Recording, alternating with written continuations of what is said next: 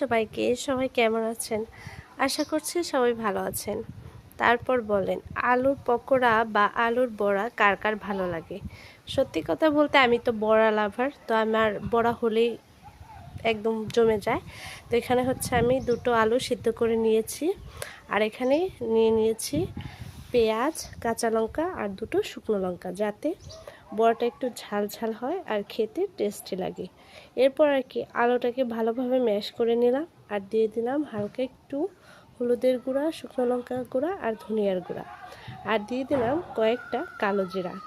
এটা যখন দাঁতে পড়বে সত্যি খুব টেস্টি লাগবে। আর কেটে রাখা পেঁয়াজ আর কাঁচামরিচ দিয়ে দিলাম, আর শুকনো লঙ্কা দিয়ে পরিমাণ মতো লবণ দিয়ে ভালোভাবে মাখিয়ে নিলাম।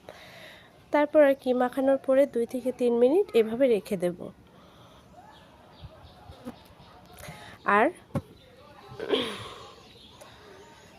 এখানে নিয়ে নিয়েছি পরিমাণ মতো সুজি, একটুখানি হলুদের গুঁড়া আর একটুখানি চিনি আর একটুখানি শুকনো লঙ্কা, বেশি না, তবে বেশি ঝাল ঝাল হয়ে যাবে। এবার ব্যাটারটাকে রেডি করে আমি এখানে আলুটা দিয়ে ভালোভাবে মেখে নিয়েছি। কড়াইতে তেল দিয়ে এবার বড়াগুলো ভেজে নিলেই রেডি মচমচে সুস্বাদু আলুর বড়া বা পকোড়া। এটা কিন্তু ভাত দিয়ে খেতে খুবই টেস্টি লাগে। এটা তোমরা মুড়ির সাথেও ট্রাই করতে পারো।